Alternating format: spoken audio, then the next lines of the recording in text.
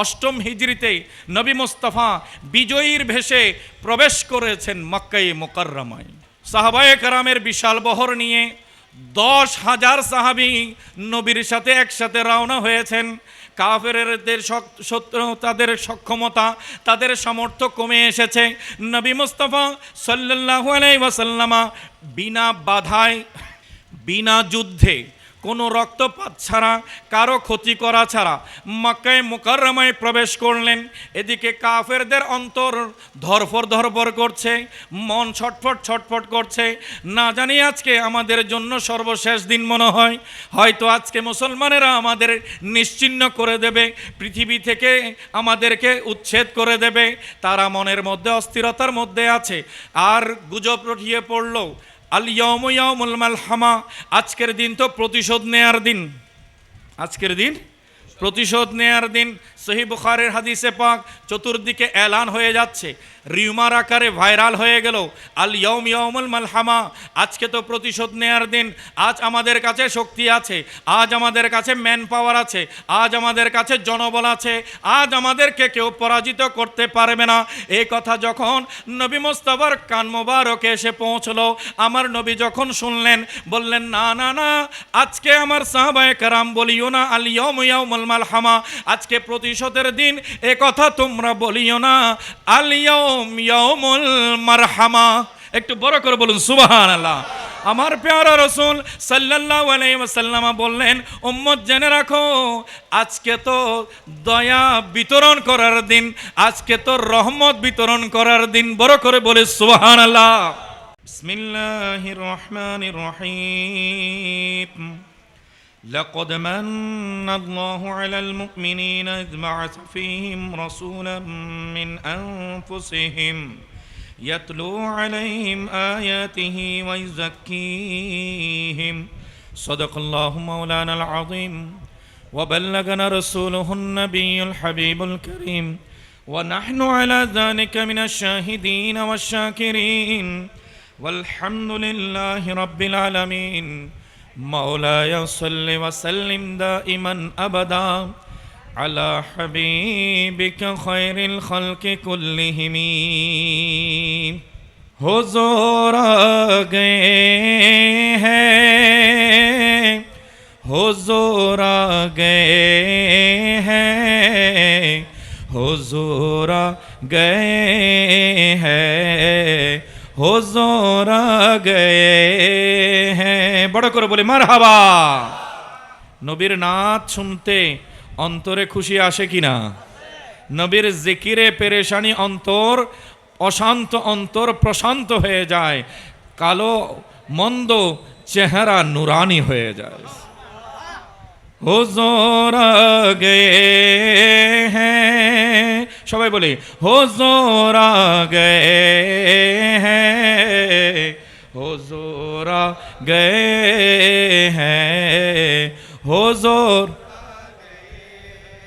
फलक के नज़ारों ज़मीं की बहारों फलक के नज़ारों ज़मीं की बहारों सभी दे मनाओ हुजूर आ गए हैं उठो गम के मारो चलो बेसहारो उठो गम के मारो चलो बेसहारो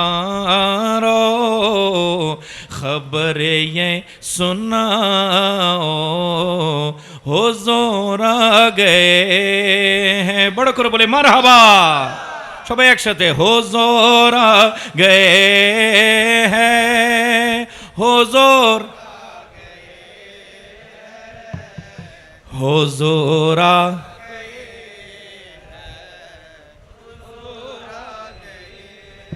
হ্যাঁ হুজুর আ গয়ে হ্যাঁ হুজুর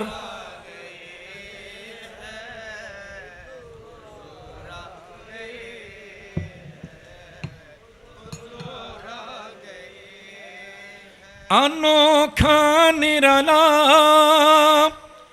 वो ज़ीशान आया, वो सारे रसूलों का सुल्तान आया। बड़ করে বলি মারহাবা। অতুলনীয় অপূর্ব শান মর্যাদা নিয়ে আমার হুজুর তশরিফ এনেছেন। নবীর আগে 1,24,000 পয়গম্বরও এসেছেন, কিন্তু আল্লাহ আমার নবীকে সমস্ত নবীদের সুলতান বানিয়ে পাঠিয়েছেন। अनोखा निराला वो ज़ीशान आया, वो सारे रसूलों का सुल्तान आया। अरे बादशाह हो, अरे कजे कुला हो, निगाहें झुकाओ, हुजूर आ गए हैं। ओहे राजा बादशाहरा, ओहे माथार मुकुट परित राजा बादशाहरा, आज चोख नामिए फेलो, नामिए फेलो, गोटा उभय जगतेर सुल्तान जे आत्मश्रीफ এনেছে। সবাই কেনই বলবো না, হুজুর আ গয়ে হ্যাঁ, হুজুর हुजूर आ गए हैं, हुजूर। ফ্যানটা একটু সরাই দেন, ফ্যানটা অন্যদিকে সরাই দেন। हुजूर आ गए हैं, हुजूर, हुजूर आ गए हैं, हुजूर। समा है सनाए हबीबे खुदा का, ये मिलाद है सरवरे अम्बिया का। बड़ করে বলি মারহাবা। আজ পুরো পরিবেশ আমার নবীর প্রশংসায় মুখরিত হয়ে গেছে। আর কেনই বা হবে না, কারণ আজ যে নবীদের সরদার তশরিফ এনেছে। सम्मा है सनाए हबीबे खुदा का, ये मिलाद है सरवरे अम्बिया का। नबी के गदाओ सबके दूसरे को, नबी के गदाओ सबके दूसरे को, गले से लगाओ, हुजूर आ गए हैं। बड़ो করে বলে মারহাবা। আয় নবী প্রেমিকেরা, আজ ঘরে বসে থাকার দিন নয়, বেরিয়ে আসো, বেরিয়ে আসো। ঈদে মিলাদুন্নবী উপলক্ষে একে অপরের গলা জড়িয়ে ধরো। কেনই বা ধরবে না, কারণ আজ যে আল্লাহর দরবার থেকে আমার হুজুর এসে গেছে। সবাই বড় আওয়াজে হুজুর আ গয়ে হ্যাঁ, হুজুর, हुजूर आ गए हैं, हुजूर है, हुजूर आ गए हैं, हुजूर।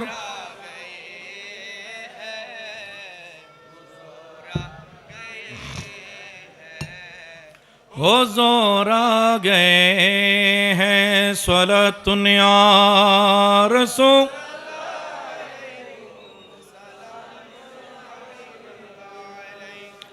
রব তাআলা বড় দয়া মেহেরবানি করেছেন, আজ আমরা নবীর জিকিরে শরিক হয়ে গেছি, নবীর আলোচনায় অংশ নিয়েছি, যে নবীর জিকিরকে স্বয়ং আল্লাহ বুলন্দ করেছেন। আমরা জিকির বলতে বুঝি আল্লাহু আল্লাহু লা ইলাহা ইল্লাল্লাহ আলহামদুলিল্লাহ আল্লাহু আকবার, কিন্তু আমার আল্লাহ বলছেন শুধু আমার জিকিরে যথেষ্ট করিও না। কোরআন বলছে ওয়ারাফা'না লাকা যিকরাক, মাহবুব আমি আপনার খাতিরে আপনার জিকিরকে বুলন্দ করেছি। কি বুঝলাম? তাহলে জিক্রুল্লাহ যেমন আছে, জিক্রে রাসূলুল্লাহ, কথা বলে জিক্রে রাসূলুল্লাহ আছে। এবং উলামায়ে কেরাম বলছেন যখন বান্দা আল্লাহু আল্লাহু আল্লাহু জিকির করে তখন তাকে 1 গুণ সওয়াব দেয়া হয়, আর যখন সে বলে ইয়া রাসূলুল্লাহ, কি বলে? পেছনের ভাইয়েরা একটু বলে, কি বলে?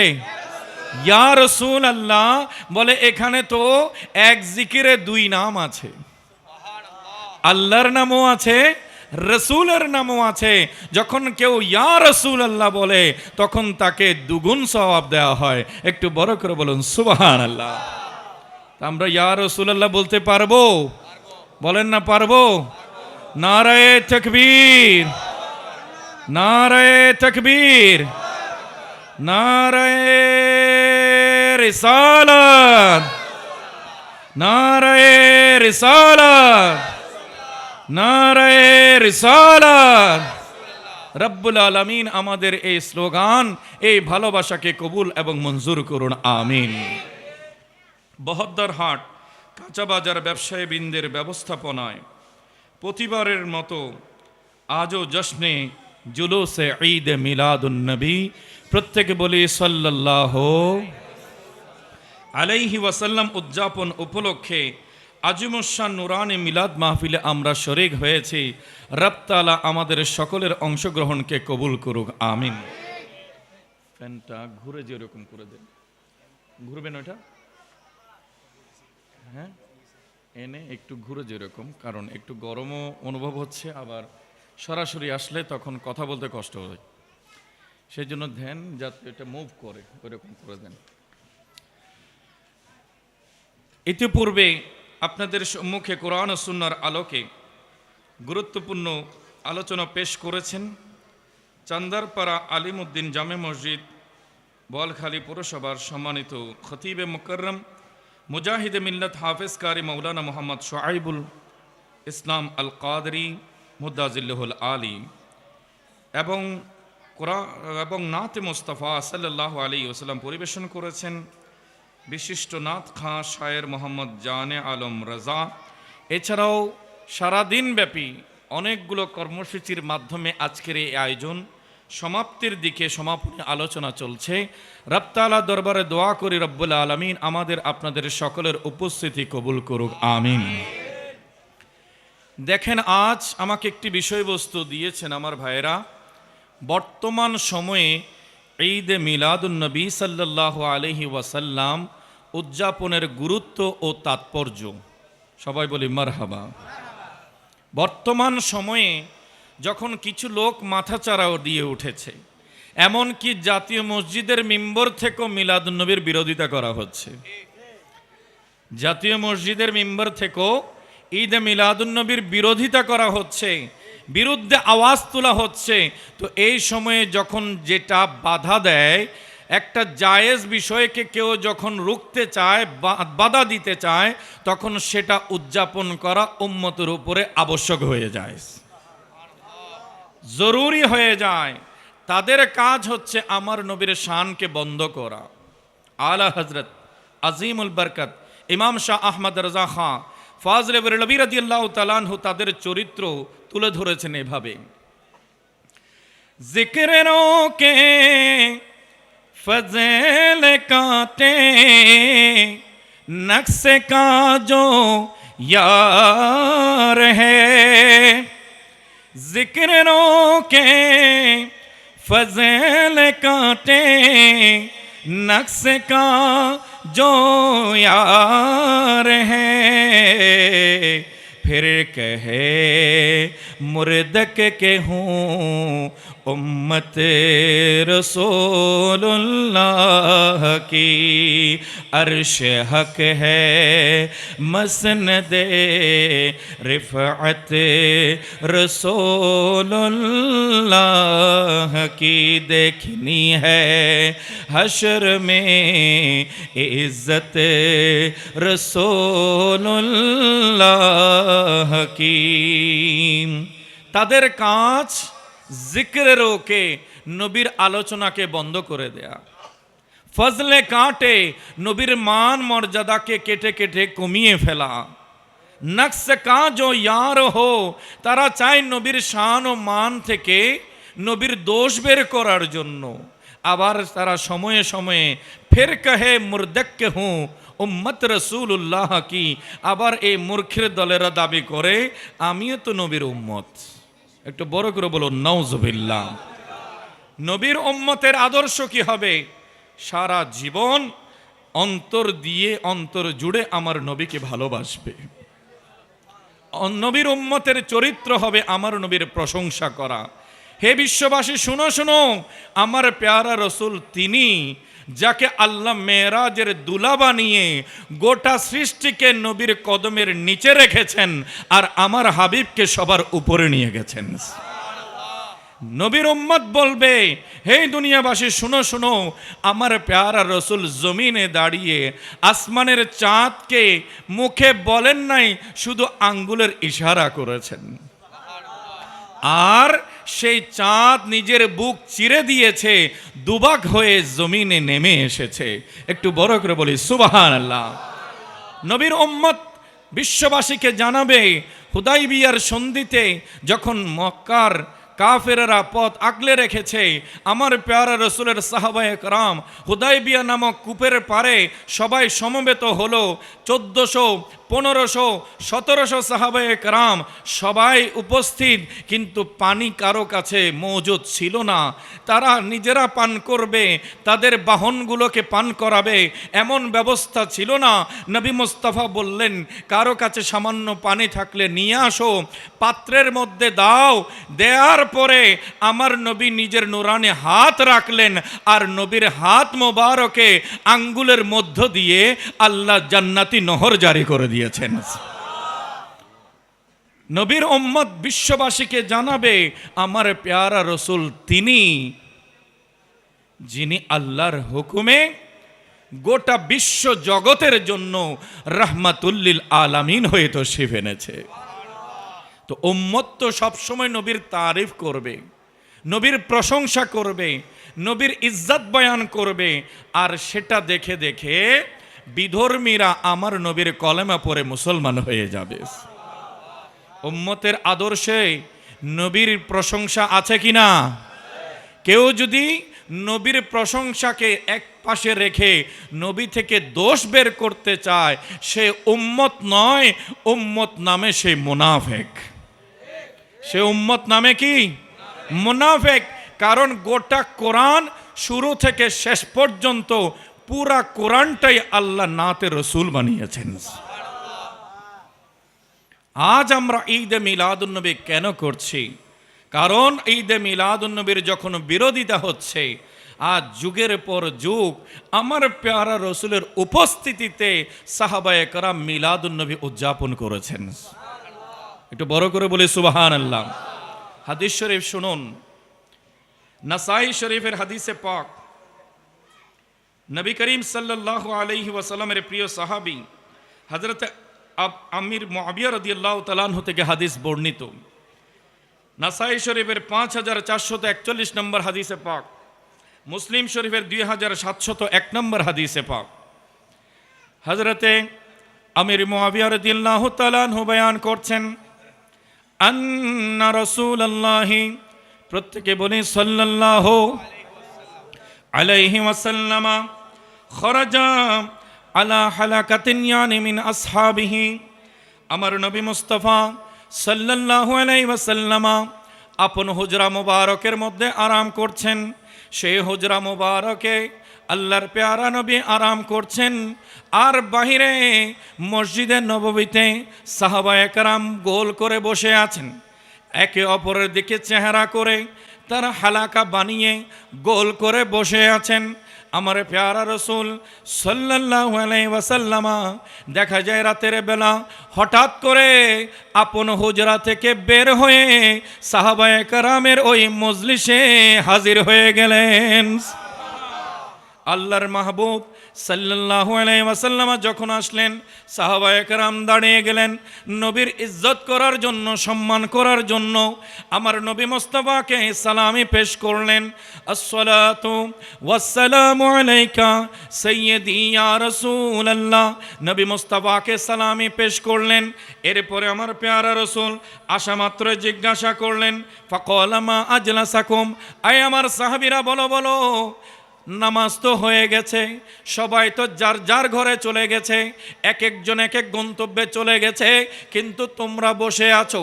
মা আজলাসাকুম, তোমাদের বসার পেছনে কারণ কি? কিসে তোমাদেরকে বসিয়ে রেখেছে? আলাইহি ওয়াসাল্লাম যখন জিজ্ঞাসা করলেন, সাহাবায়ে কেরাম সাথে সাথে জবাব দিলেন, ইয়া রাসূলুল্লাহ ইয়া হাবিবাল্লাহ, ক্বালু জালাসনা নাদউ আল্লাহ ওয়া নাহমাদুহু আলা মা হাদানা লিদীনিহি ওয়া মান্না আলাইনা বিকা।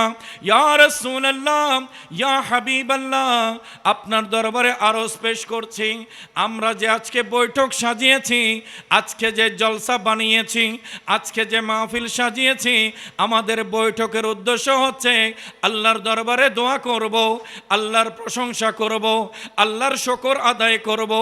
আল্লাহ আমাদেরকে ইসলাম দান করেছেন, আর আপনি নবীকে আমাদের মাঝে পাঠিয়ে আমাদেরকে বড় এহসান করেছেন। সাহাবায়ে কেরাম নবীকে পেয়ে আল্লাহর শুকর আদায় করার জন্য শুকরানা মাহফিল আয়োজন করেছেন। একটু বড় আওয়াজে বলি সুবহানাল্লাহ। আর ওই মাহফিলের প্রধান অতিথি হয়েছেন আমার পেয়ারা রসুল। নবী মুস্তাফা শুভাগমন করেছেন। নবীজি আগমন করলেন, জিজ্ঞাসা করলেন, কেন বসে আছো? বললেন, হুজুর, আপনাকে আল্লাহ বড় এহসান করে আমাদের মাঝে পাঠিয়েছেন, এই জন্য আল্লাহর দরবারে শুকর আদায় করার জন্য বসেছি। একটু বড় করে বলে সুবহানাল্লাহ। এরপরে আমার পেয়ারা রসুল পুনরায় প্রশ্ন করলেন, আয় আমার সাহাবীরা, ক্বালা আল্লাহুম্মা আজলাসাকুম ইল্লা যালিকা, হে আমার সাহাবীরা বলো বলো, তোমরা আল্লাহর কসম করে বলো, এটার জন্যই কি বসেছো? তখন বলে, হ্যাঁ হ্যাঁ। ক্বালু আল্লাহু মা আজলাসনা ইল্লা যালিকা, বললেন সাথে সাথে, হ্যাঁ হ্যাঁ আল্লাহর রাসূল, আল্লাহর কসম করে বলছি, আমরা এই কারণেই বসেছি, আমরা বসেছি আপনাকে পেয়ে আল্লাহর শুকর আদায় করার জন্য, আল্লাহর দরবারে দোয়া করার জন্য। একটু বড় করে বলে সুবহানাল্লাহ। এরপরে আমার পেয়ারা রসুল বললেন, আয় আমার সাহাবীরা, মন ছোট করিও না, ইন্নী লাম আস্তাখলিফুকুম তুহমাতান বিকুম, আয় আমার সাহাবীরা, আমি তোমাদেরকে অভিযোগ করার জন্য কসম চাই নাই। অনেকে মনে করতে পারে যেখানে যেখানে আমরা সন্দেহ দেখি, যেখানে আমাদের অবিশ্বাস থাকে, সেখানে আমরা বলে তুমি আল্লাহর কসম করে বলো, সেখানে আমরা বলে তুমি কোরআন ছুঁয়ে বলো, সেখানে আমরা বলে তুমি মসজিদে ঢুকে বলো, কারণ আমরা জানি মুসলমান এই ওসিলাগুলো, এই কসমগুলোর সামনে মিথ্যা কথা বলে না। কিন্তু এখানে কথা হচ্ছে, জিজ্ঞাসা করছেন আল্লাহর রসুল, জিজ্ঞাসা করছেন কে? আল্লাহর রসুল, আর জবাব দিচ্ছেন নবীর সাহাবায়ে কেরাম। কথা হচ্ছে মসজিদে নববীতে, এখানে মিথ্যা হওয়ার কোনো সম্ভাবনা আছে? কোনো সুযোগ আছে? তো তারপরও কসম চাইলেন কেন? তাহলে বোঝা যাচ্ছে এখানে কোনো না কোনো রহস্য আছে, এখানে কোনো না কোনো কি আছে? রহস্য আছে। আমার আল্লাহর হাবিব সাল্লাল্লাহু আলাইহি ওয়াসাল্লাম বললেন, আয় আমার সাহাবীরা, ইন্নী লাম আস্তাখলিফুকুম তুহমাতাম বিকুম, আয় আমার সাহাবীরা, আমি তোমাদেরকে অভিযোগ করার জন্য কসম নেই নাই, বরঞ্চ জেনে রাখো, জাআনি জিবরিল। একটু বড় করে বলি মারহাবা। আমার প্যারা রাসূল সাল্লাল্লাহু আলাইহি ওয়াসাল্লাম বললেন, হে আমার সাহাবীরা, শোনো শোনো, আমি তো আমার কামরার মধ্যে আরাম করছিলাম, কিন্তু আল্লাহর হুকুমে সিদরাতুল মুনতাহা থেকে আমার কামরার মধ্যে, আমার হুজরার মধ্যে জিবরিল আমিন আগমন করেছে। এবং আখবরানি আমাকে সংবাদ দিয়েছে আন্নাল্লাহা ইউবাহি বিকুমুল মালাইকা, তোমরা এখানে বসে বসে আমি নবীকে পেয়ে আল্লাহর শুকর আদায় করছো। এই মজলিস নিয়ে আমার আল্লাহ আসমানি জগতে ফেরেশতাদের মজলিস কায়েম করেছেন, আর ওই মজলিসে রব্বুল আলামিন তোমাদের এই মজলিস নিয়ে বড় অহংকার করছে। দেখুন, সাহাবায়ে কেরাম আলোচনা করছেন মসজিদের নববীতে, আর এই মজলিস নিয়ে আল্লাহ অহংকার করছেন আসমানি জগতে। একটু বড় করে বলে সুবহানাল্লাহ। তাহলে মিলাদুন নবীতে যারা অংশগ্রহণ করে, আজ হয়তো মনে হতে পারে আমরা কাঁচা বাজারের রাস্তায় বসে আছি, সড়কে বসে আছি, কিন্তু আমাদের কথা আশপাশে কেউ জিজ্ঞাসা না করলেও নবীর সাথে নিসবত হওয়ায় আমরা নিদামিরা আজ বড় দামি হয়ে গেছি। আমি আপনি হয়তো মানুষের কাছে তেমন গণায় পড়ি না, কিন্তু আজ নবীর কারণে আমরা বিশেষ স্পেশাল গণনায় এসে গেছি। তো এই মাহফিল বেশি বেশি আয়োজন করার দরকার আছে কিনা? যেখানে বান্দা জমিনে থাকলো তার আলোচনা আসমান পর্যন্ত চলে যায়। রব্বুল আলামিন যে মজলিসের অংশগ্রহণকারীদেরকে নিয়ে অহংকার করেন, গর্ব করেন, এমন এক জলসা আজ আমার ব্যবসায়ী ভাইয়েরা আয়োজন করেছেন। আল্লাহ আপনাদের এই খুশনসিবি দান করেছেন। দোয়া করি রব্বুল আলামিন প্রজন্ম থেকে প্রজন্ম ধারাবাহিকভাবে এই মাহফিল উদযাপন করার আল্লাহ তৌফিক দান করুক, আমিন। সালাতুন ইয়া রাসূল।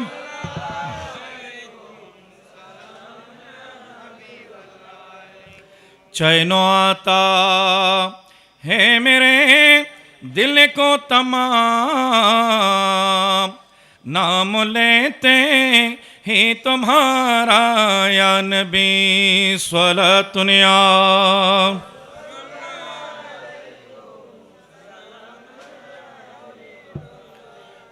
অন্তরে নবী আছে কিনা? কথা বলেন, আছে কিনা?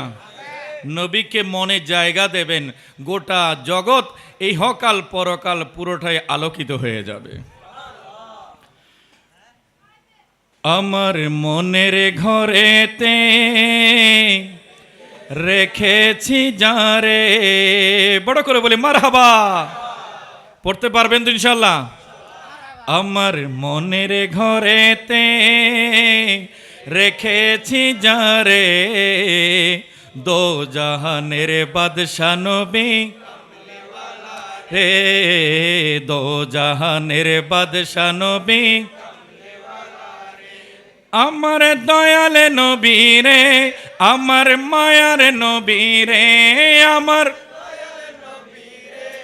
আমার মায়ার নবী রে, দো জাহানের বাদশা নবী রে, দো জাহানের বাদশা নবী। সবাই একসাথে, আমার মনের ঘরেতে, আমার মনের ঘরেতে রেখেছি যারে, দো জাহানের বাদশা নবী হে, দো জাহানের বাদশা নবী, আমার দয়াল নবী রে, আমার মায়ার নবী রে, আমার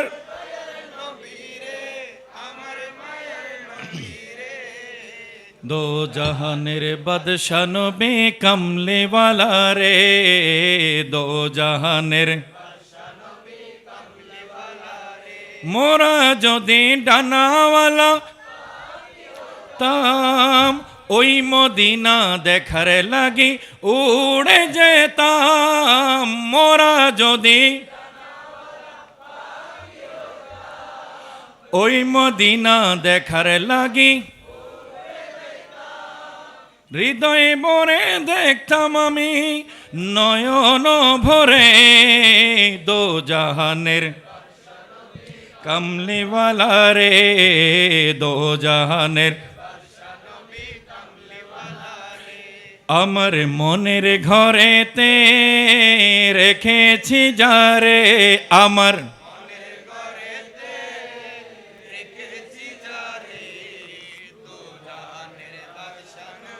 কমলিওয়ালা রে দো জাহানের আমার দয়াল নবী রে, আমার মায়ার নবী রে, আমার মায়ার নবী রে, দো জাহানের বাদশা নবী রে, দো জাহানের বাদশা নবী। বড় করে বলে মারহাবা। আদি পিতা আদম যখন মুসিবতে পড়ে, নবীর ওসিলাতে আল্লাহ। আদি পিতা আদম যখন মোদের নবীর ওসিলাতে সাকারাতের বিচারেতে, সাকারাতের দো জাহানের বাদশা নবী রে, দো জাহানের বাদশা নবী রে, আমার মনের ঘরেতে, আমার মনের ঘরেতে রে, দো জাহানের বাদশা নবী।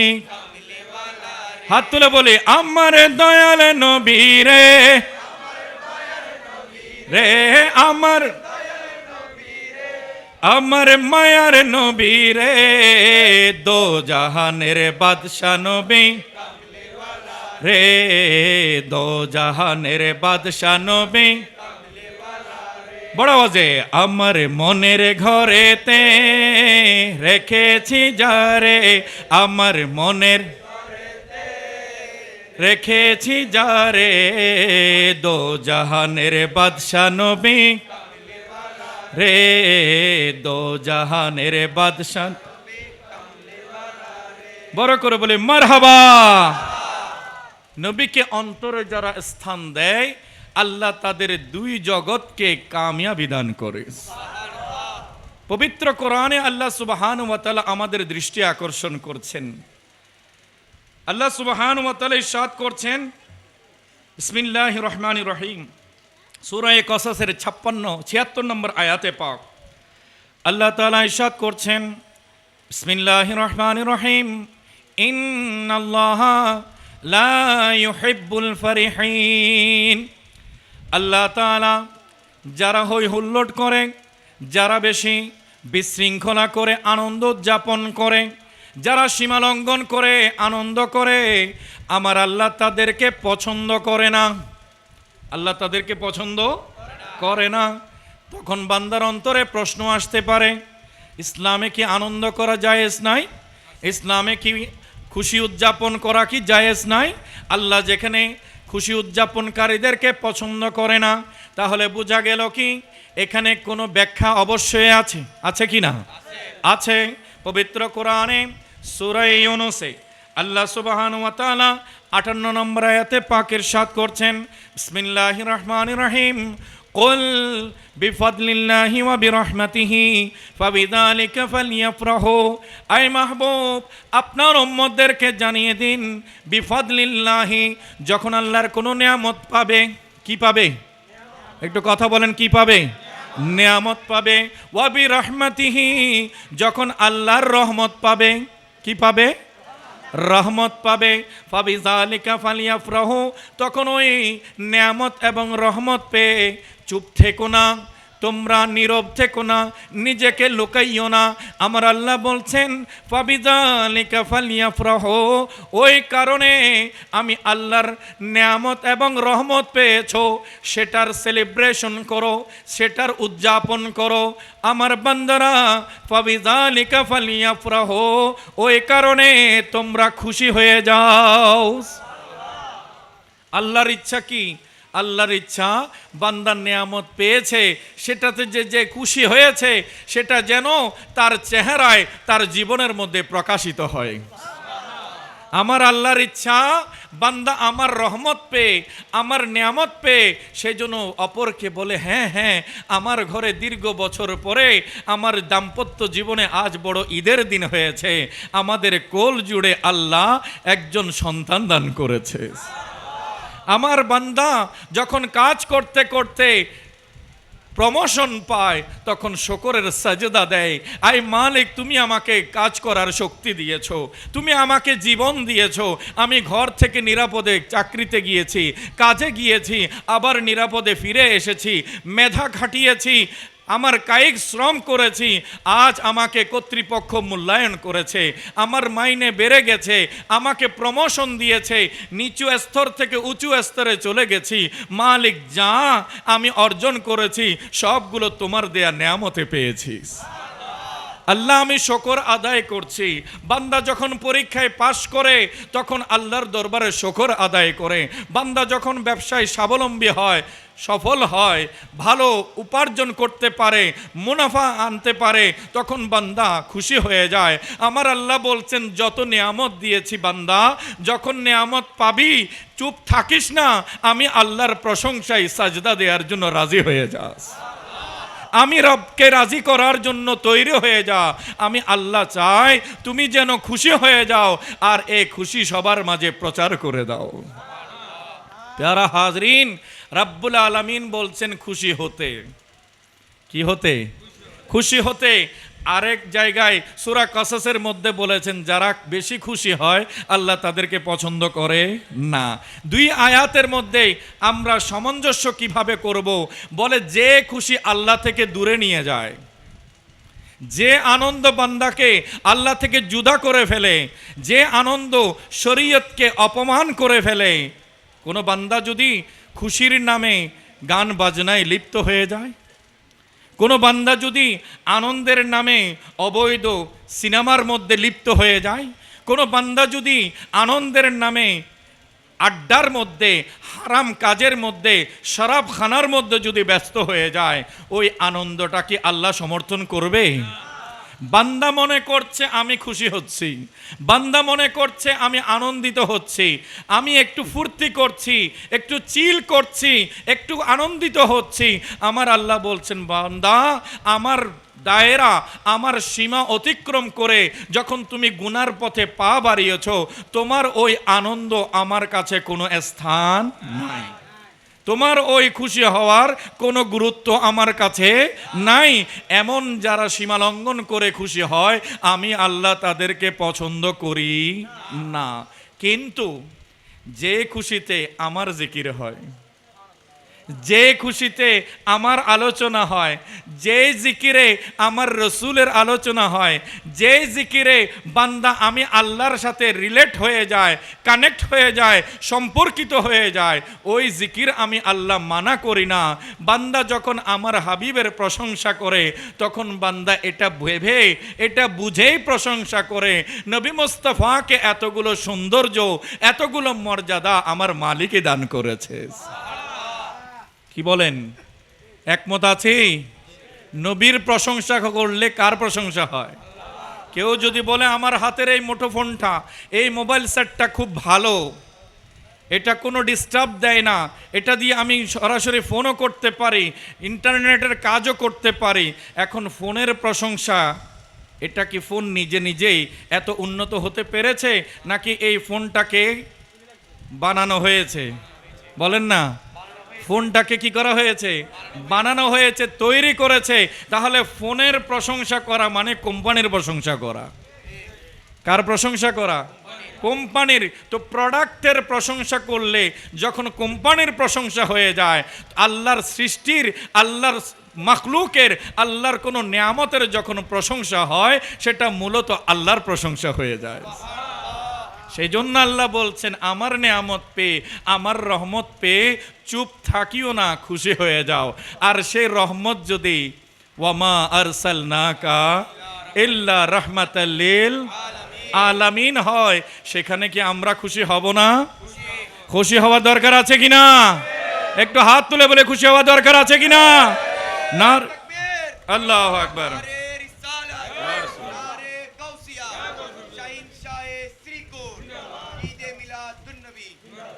আল্লাহ বলছেন, বান্দারা শোনো শোনো, সূরা আলে ইমরানের 164 নম্বর আয়াতে পাক রব্বুল আলামিন বলছেন, লাকাদ মান্নাল্লাহু আলাল মুমিনিনা ইসবাসা ফীহিম রাসূলা, নিশ্চয় নিশ্চয় আল্লাহ বড় এহসান করেছেন, বড় মেহেরবানি করেছেন, বড় দয়া করেছেন মুমিনদের উপরে। ইসবাসা ফীহিম রাসূলা, যে মুমিনদের কাছে আল্লাহ এক মহা সম্মানিত রসূল পাঠিয়েছেন। আমার নবীকে পাঠিয়েছেন কে? আমার নবীকে পাঠিয়েছেন কে? তো আল্লাহর বৈশিষ্ট্য আর নবীর বৈশিষ্ট্যর মধ্যে পার্থক্য আছে কি না? আছে। সেটা কি? আল্লাহ পবিত্র কোরআনে সূরা ইখলাসের মধ্যে আমাদের সবার দৃষ্টি আকর্ষণ করেছেন। এ বান্দা, শিরিক থেকে বাঁচতে চাও, গুনাহ থেকে বাঁচতে চাও, শিরিক থেকে যদি বাঁচতে চাও, এই কথাটা মাথায় বসিয়ে নাও। লাম ইয়ালিদ, সবাই বলি লাম ইয়ালিদ ওয়ালাম ইউলাদ। আল্লাহ কারো থেকে জন্ম নেননি, কাউকে জন্ম দেননি। তাহলে জন্ম নেয়া, জন্ম দেয়া এটা আল্লাহর সাথে যায় না, আল্লাহর সাথে যায় না। আল্লাহ এগুলো থেকে পাক এবং পবিত্র। একটু বড় করে বলুন সুবহানাল্লাহ। আর আমার প্যারা রসুলের শুভ জন্ম হয়েছে, আমার নবী শুভ আগমন করেছেন। আমার প্যারা রসুলের আব্বাজানের নাম কি? হযরত আব্দুল্লাহ রাদিয়াল্লাহু তাআলা আনহু। আমার নবী মুস্তাফার আম্মাজানের নাম কি? হযরত আমিনা রাদিয়াল্লাহু তাআলা আনহা। এই দুই নাম মনে আছে? কিন্তু আজ বড় দুঃখজনক ব্যাপার, এই দাড়িও আছে, টুপিও আছে, হ্যাঁ, জুব্বাও আছে, আলখেল্লাও আছে। এরা বলে নবীর মা বাবা দুইজন নাকি কাফের ছিল। একটু বড় করে বলেন নাউজুবিল্লাহ। বলে আব্দুল্লাহ কাফের। নামটা একটু দেখেন তো, নামটা কি? আব্দুল্লাহ। আব্দুল্লাহ মানে আল্লাহর বান্দা। আব্দুল্লাহ মানে কি? আল্লাহর বান্দা। এখন যে যুগে এই নাম, ওই যুগের লোকেরা বলতো আব্দুল উজ্জা, আব্দুল লাত। তারা দেব দেবীর দাস হিসেবে নিজেকে পরিচয় দিত। লাত, উজ্জা, হোবল এগুলো বড় বড় মূর্তির নাম। কিসের নাম? মূর্তির নাম। তো তারা তাদের নাম রাখার সময় কাফেররা রাখতো আব্দুল উজ্জা, আমি উজ্জা মূর্তির গোলাম। আব্দুল লাত, আমি লাত মূর্তির গোলাম। আব্দুল উজ্জা, আমি উজ্জা মূর্তির গোলাম। এভাবে আব্দুল হোবল, আমি হোবল মূর্তির গোলাম। এভাবে বলে বলে তারা মূর্তির সাথে নিজের নামকে জড়িয়ে জড়িয়ে নাম রাখতো। আর সেই অন্ধকার যুগে আমার নবীর আব্বাজানের নাম কি? সবাই বলেন। ওই অন্ধকার কাফেরের যুগেও আমার নবীর আব্বাজানের নাম আব্দুল্লাহ। তাহলে এই নামেই প্রমাণ করে তিনি আমার আল্লাহতে বিশ্বাসী ছিলেন। একটু বড় করে বলুন সুবহানাল্লাহ। এদিকে আসেন আমেনা। কি আমেনা? এই নাম, এর অর্থ কি? অনেকগুলো অর্থ আছে। তৃতীয় নম্বরে ডিকশনারিতে যে নামের অর্থ পাওয়া যায়, বলে আমেনা মানে ইমানদার মহিলা। আমেনা শব্দের অর্থ কি? ইমানদার মহিলা, ইমানদার রমণী। তাহলে বাবার নামের মধ্যে আল্লাহর পরিচয়, মায়ের নামের মধ্যে ইমানের পরিচয়। ওনারা দুইজনের ব্যাপারে এরূপ মন্তব্য করার কোনো অধিকার আছে? আমার প্যারা রাসূল সাল্লাল্লাহু আলাইহি ওয়াসাল্লামকে পবিত্র কোরআনে হাকিমে আল্লাহ সুবহানাহু ওয়া তাআলা ইরশাদ করছেন, ওয়াল্লাহু ইয়াসিমুকা মিনান নাস। আয় হাবিব, আপনি টেনশন করবেন না, আপনি মন ছোট করবেন না, আপনি আতঙ্কিত হবেন না। আমি আল্লাহ ওয়াদা দিচ্ছি, ওয়াল্লাহু ইয়াসিমুকা মিনান নাস, মানুষের আক্রমণ থেকে আমি আল্লাহ আপনাকে রক্ষা করব। তাহলে আল্লাহ আমার নবীর হেফাজতকারী। নবীর হেফাজতকারী কে? আল্লাহ। এরপরে আমার প্যারা রাসূল সাল্লাল্লাহু আলাইহি ওয়াসাল্লামকে আল্লাহ বলছেন, ফাইন্নাকা বিআয়ুনিনা। আয় মাহবুব, আপনি তো সব সময় আমার রহমতের নজরের সামনেই থাকেন, আপনি তো কখনো আমার থেকে জুদা নন। এরপরে বলছেন, ইন্নী আরাকা হিনা তাকুম। আয় মাহবুব, আপনি কোন কোন বাবার পৃষ্ঠের মধ্যে অবস্থান করেছেন? আদম সফিউল্লাহ থেকে ঈসা রুহুল্লাহ পর্যন্ত কোন কোন বাবার পৃষ্ঠের মধ্যে ছিলেন, কোন কোন মায়ের গর্ভের মধ্যে ছিলেন, আমি আল্লাহ প্রত্যেক অবস্থা নিজেই দেখে রয়েছি। সর্বশেষ আল্লাহ বলছেন ওয়াতাকাল্লুবাকা ফিস সাজিদিন, আয় মাহবুব আমি আপনাকে স্থানান্তর করিয়ে করিয়ে এনেছি। সবার আগে আপনাকে সৃষ্টি করেছি, সবার আগে আপনাকে নবী বানিয়েছি। বড় আওয়াজে বলতে হবে, নবী প্রেমিকের আওয়াজ এত ছোট হতে পারে না, আরো বড় আওয়াজে বলতে হবে। আমার আল্লাহ বলছেন হাবিব আপনাকে আমি সৃষ্টি করেছি সবার আগে, নবুয়ত দিয়েছি সবার আগে, কিন্তু ইমামুল আম্বিয়া করে পাঠাবো, প্রধান অতিথি করে পাঠাবো, সৈয়দুল আম্বিয়া করে পাঠাবো, সে কারণে আমি আপনাকে সবার শেষে পাঠাচ্ছি। হ্যাঁ, কিন্তু হযরতে আদম সফিউল্লাহ থেকে ঈসা রুহুল্লাহ পর্যন্ত, এরপরে আপনার আব্বাজান আব্দুল্লাহ পর্যন্ত আপনার নূর মোবারককে একের পরে একে স্থানান্তর করে করে আমি আল্লাহ এনেছি। আমি আল্লাহ আপনাকে সনদ দিচ্ছি ওয়াতাকাল্লুবাকা ফিস সাজিদিন, আপনার পিতা পিতৃবর্গ, আপনার মা জননীগণ সবাই আমি আল্লাহর সাজদাকারী ছিল। তাহলে যিনি সাজদাকারী নামাজি, ইনি কি কাফের হতে পারে? একটু কথা বলেন, পারে? তো এরা দেখেন নামতে নামতে কত নিচে নেমে গেছে। এরা বলে যে নবী তো নিজের মা বাবাকেও বাঁচাইতে পারে নাই। একটু বড় করে বলেন না নাউজুবিল্লাহ। আমরা বলি মুখ সামলে কথা বলো, একই জবানে নবীর পক্ষে কথা বললে মুমিন, আর ওই জবানে নবীর বিপক্ষে বললে ইমানে আর থাকবে, ইসলামে আর থাকবে? হ্যাঁ, একই মুখে কলেমা পড়েছো, আবার সেই মুখে কলমের বিরোধিতা করছো, সেই মুখে কলেমার কি করছো? বিরোধিতা করছো। খবরদার খবরদার, আমার প্যারা রসুলের আব্বাজান আম্মাজান নিয়ে এমন মন্তব্য করিও না। নবী মুস্তাফা স্পষ্ট করে বলছেন লাম আজিল আনকুলু মিন আসলাবিত তাহিরিন ইলা আরহামিত তাহিরাত। একটু বড় করে বলে সুবহানাল্লাহ। আমার প্যারা রসুল সাল্লাল্লাহু আলাইহি ওয়াসাল্লাম বলছেন, হে দুনিয়ার মানুষেরা শুনো শুনো, আল্লাহ তাআলা সদা সর্বদা আমাকে দুনিয়াতে পাঠিয়েছেন, আর আমি পাক পৃষ্ঠ দিয়ে পবিত্র পৃষ্ঠ এবং পবিত্র গর্ভের মাধ্যমে দুনিয়াতে এসেছি। পবিত্র পৃষ্ঠ এবং পবিত্র গর্ভের মাধ্যমে আমি দুনিয়াতে এসেছি। আমার কোনো মা বাবার জীবনে কোনো মুহূর্তের জন্য কোনো গুনাহের কল্পনাও করা যাবে না। একটু বড় করে বলুন সুবহানাল্লাহ। আল্লাহ তাআলা বলছেন আমি আমার মাহবুবকে পাঠিয়েছি, কদম ফেলার আগে হুঁশিয়ার থাকবে। তোমার আপাদ মস্তক আমি নিয়ামতে ভরিয়ে দিয়েছি, কিন্তু কোন নিয়ামতের আমি আল্লাহ খোটা দিচ্ছি না।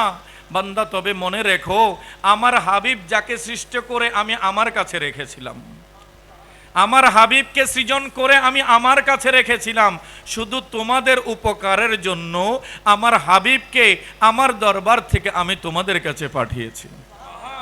তাই কদম দেওয়ার আগে আমার নবীর ইজ্জতে যেন আক্রমণ না হয়, আমার নবীর শানে যেন আঘাত না হয়, নবীর সাথে যেন বেওফাই না হয়, নবীর সাথে যেন বেয়াদবি না হয়। খুব হুঁশিয়ার থাকবে, নতুবা তোমার জীবনের সমস্ত আমল বরবাদ হয়ে যাবে। যতই ইবাদত করো কোনো কাজে আসবে? কোনো ইবাদত যদি নবীর সাথে বান্দার মোহাব্বতের তাল্লুক না থাকে, ওই ইবাদত কবুল হবে? মনে রাখবেন ফর্মুলা, সূত্র কি? জীবনে দ্বীন ও ইসলামের ক্ষেত্রে বান্দা চাই সফল হতে, সফলতার সূত্র দুইটি। কয়টি? দুইটি। এক হচ্ছে ইবাদত, দুই হচ্ছে মোহাব্বত। এক হচ্ছে ইবাদত, ইবাদত হবে কার? কথা বলে কার? আল্লাহর। আর মোহাব্বত হবে রাসূলুল্লাহর সাল্লাল্লাহু আলাইহি ওয়াসাল্লাম। ইবাদত হবে আল্লাহর আর মোহাব্বত হবে রাসূলুল্লাহর। সেটা আমাদেরকে মাথায় রাখতে হবে। যার অন্তরে রসুলের প্রেম আছে, যার জীবনে আল্লাহর ইবাদত আছে, ওই বান্দা কামিয়াব হয়ে গেছে। निस्बते मुस्तफ़ा भी बड़ी चीज है निस्बते मुस्तफा भी बड़ी चीज है जिसकी निस्बत नहीं उसकी बख्शिश नहीं खुद खुदा ने नबी से ये फरमा दिया बड़ा करो बोले सुभान अल्लाह खुद खुदा ने नबी से ये फरमा दिया जो तुम्हारा नहीं वो हमारा नहीं নবীর সাথে নিসবত নবীর সাথে সম্পর্ক নবীর সাথে রিলেশন বড় খুশ নসিবের ব্যাপার নিসবতে মুস্তাফা भी बड़ी चीज है নবীর সাথে সম্পর্ক হওয়া বড় সৌভাগ্যের বিষয় जिसका निस्बत नहीं उसका बख्शिश नहीं যার নবীর সাথে সম্পর্ক নাই আল্লাহর দরবারে তার কোনো ক্ষমা আল্লাহর দরবারে ক্ষমা প্রাপ্তির জন্য বান্দার জন্য ওসিলা আমার প্যারা রাসূল নবীর সুপারিশ ছাড়া পার পাওয়ার কোনো সুযোগ কেউ কি এই কথা দাবি করতে পারবে যে আমলের জোরে পার হয়ে যাব হ্যাঁ বলেন তো আমলের জোরে পার হয়ে যাব এমন দাবি করার সাহস কারো কাছে আছে তুমি না মনে করছো তুমি বড় আমল করে ফেলেছো কিন্তু ওই আমলটা আল্লাহর দরবারে কবুল হয়েছে কিনা গ্রহণ হয়েছে কিনা এটার কোনো সনদ আছে নাই কিন্তু আমার প্যারা রাসূল सबसे औला हमारा नबी सबसे वाला हमारे सबसे औला हमारा नबी सबसे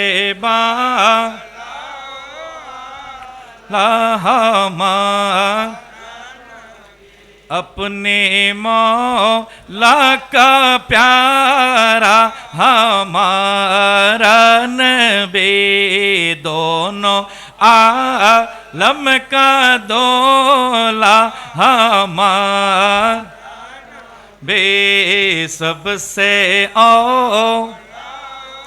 आला हमारा नबी सबसे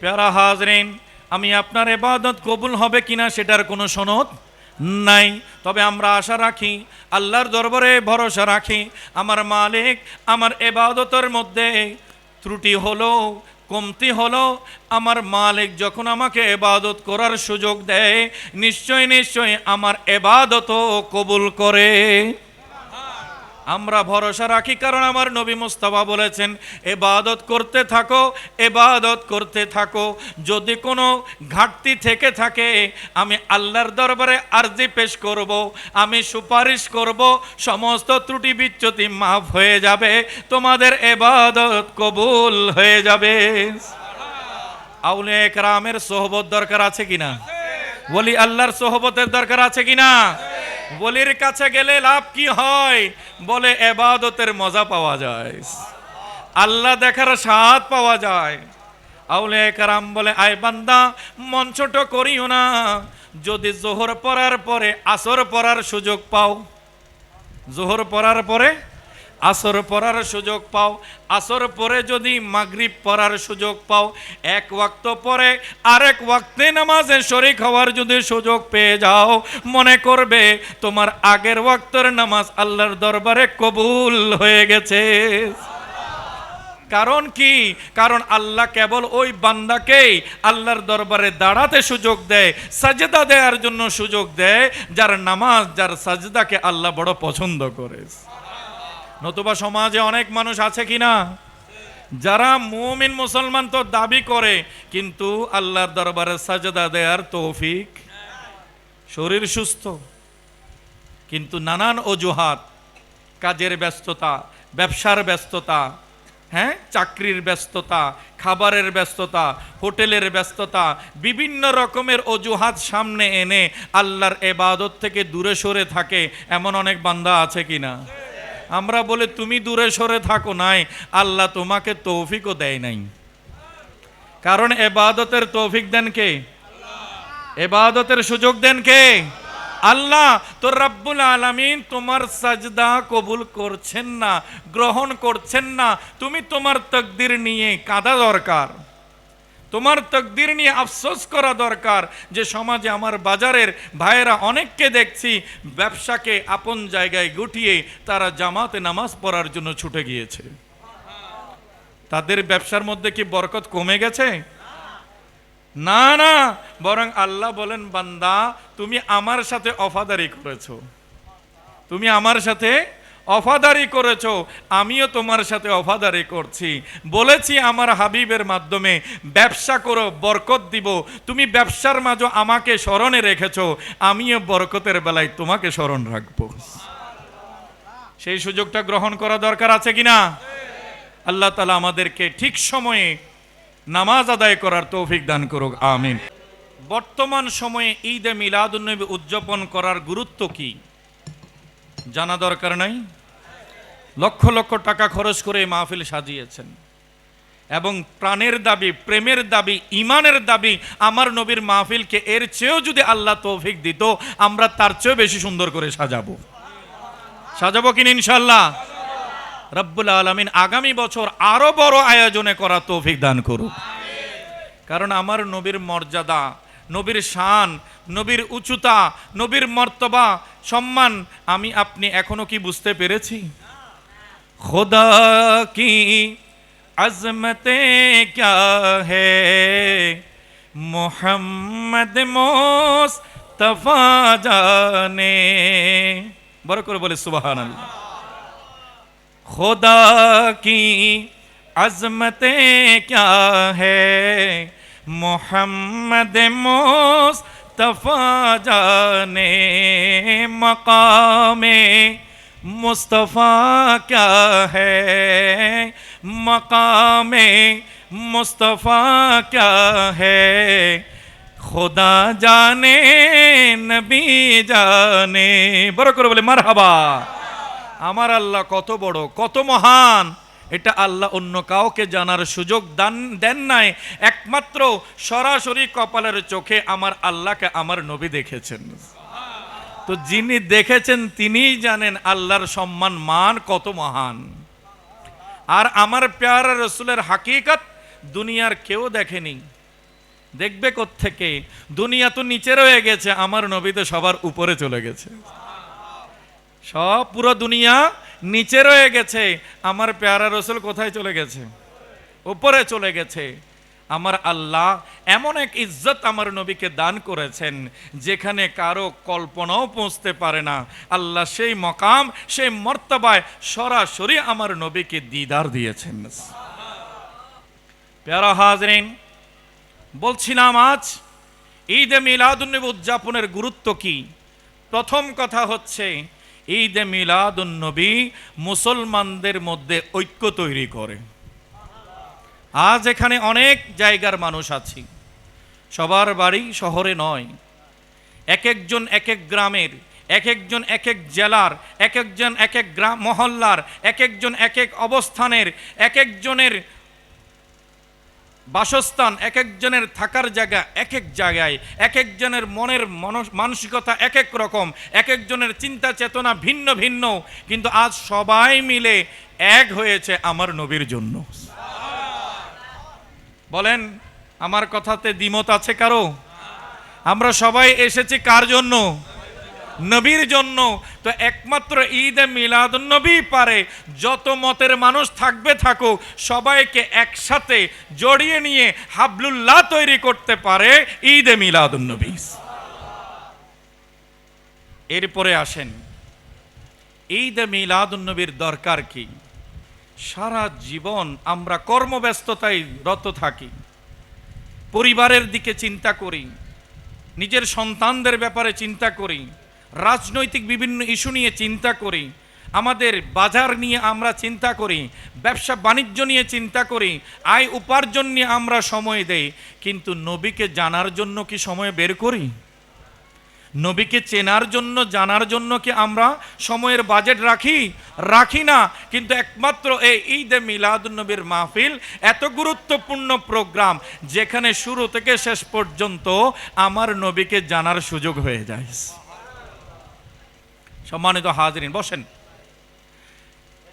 প্যারা রসুল সাল্লাল্লাহু আলাইহি ওয়াসাল্লাম যে ঈদে মিলাদুন্নবী আমাদেরকে দিয়েছেন, সেটার মাধ্যমে আমরা কোরআন ও সুন্নাহর আলোকে নবীর চরিত্র জানার সুযোগ পাই, নবীর আদর্শ জানার সুযোগ পাই, যে আমার প্যারা রসুল তো তিনি যার মুখ দিয়ে কখনো মিথ্যা বের হয়নি। একটু বড় করে বলি সুবহানাল্লাহ। কাফেরেরা পর্যন্ত আমার নবীকে ডেকেছিল আস-সাদিকুল আমিন। আপনি তো সেই নবী যার মুখ থেকে সত্য বের হয়, আপনি তো সেই নবী যার জীবনে কেউ কোনো কিছু আমানত রাখলে হুবহু কোনো ধরনের নষ্ট হওয়া ছাড়া, কোনো ক্ষতি ছাড়া হুবহু আপনার কাছ থেকে ওই আমানত ফেরত নিতে পারে। একটু বড় করে বলুন সুবহানাল্লাহ। তাহলে আমার নবী সত্যবাদী, আমার নবী আমানতদার, আমার নবী পরোপকারী, আমার নবী সহমর্মিতা প্রদর্শনকারী, আমার নবী গোটা দুনিয়ার সমস্ত সৃষ্টি, সেটা পশু পাখি হোক, সেটা মানুষ হোক, সেটা জিন হোক, সেটা গ্রহ নক্ষত্র, আল্লাহর অন্য কোনো সৃষ্টি হোক, সবার জন্য রহমাতুল লিল আলামিন। এটা জানার জন্য সুযোগ হয় ঈদে মিলাদুন্নবীর মাহফিলে। এরপরে আসেন, আমি আপনি কাকে মানলে জীবনে সফল হব, কাকে রোল মডেল বানাবো, কার আদর্শ গ্রহণ করলে দুনিয়াতেও সফল হব, আখিরাতেও সফল হব?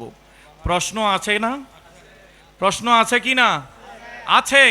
আমাদের তরুণেরা, আমাদের নওজওয়ানেরা নিজের সৌন্দর্য, নিজের চলাফেরা উন্নত করার জন্য দেখা যায় কোনো মডেলকে, কোনো অ্যাক্টরকে, কোনো অভিনেতাকে নিজের আদর্শ গ্রহণ করে।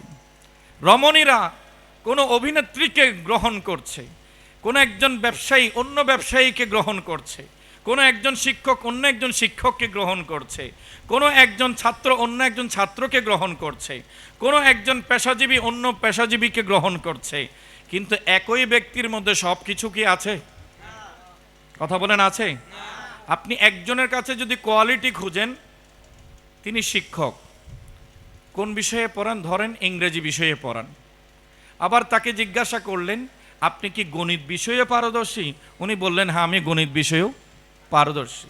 এরপর ওনাকে বললেন, আপনি বিজ্ঞান বিষয়ে পারদর্শী? তখন তিনি বললেন, আমি বিজ্ঞান বিষয়েও পারদর্শী।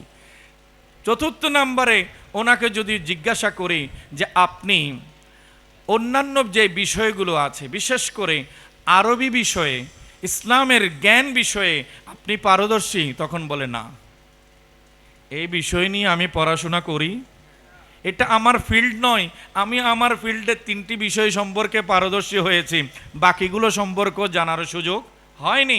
তাহলে একই ব্যক্তি 2 বা 3টা বৈশিষ্ট্যের অধিকারী হয়, একসাথে সব কিছু তার মধ্যে পাওয়া যায় না। কিন্তু আল্লাহ তাআলা পবিত্র কোরআনে হাকিমের মধ্যে ইরশাদ করছেন, বিসমিল্লাহির রহমানির রহিম, লাকাদ কানা লাকুম ফি রাসূলিল্লাহি উসওয়াতুন হাসানা। আয় আমার বান্দারা শোনো শোনো, লাকাদ কানা লাকুম, নিশ্চয় নিশ্চয় তোমাদের জন্য রয়েছে, ফি রাসূলিল্লাহি, আল্লাহর রাসূলের জীবনে, উসওয়াতুন হাসানা, উত্তম নমুনা। একজন পিতা হিসেবে নবীকে অনুসরণ করার জন্য কেউ যদি চায়, নবীর জীবনে আদর্শ আছে কিনা? আমার রাসূল সংসার করেছেন না? স্বামী হিসেবে একজন স্বামীর যে ভূমিকা থাকবে পরিবারে, একজন পিতা হিসেবে যে ভূমিকা থাকবে, একজন শ্বশুর হিসেবে যে ভূমিকা থাকবে, আপনি যেদিক থেকেই খেয়াল করেন না কেন, প্রতিটি চরিত্রে আমার নবীকে পাওয়া যাবে, প্রতিটি চরিত্রে আমার নবীকে পাওয়া যাবে।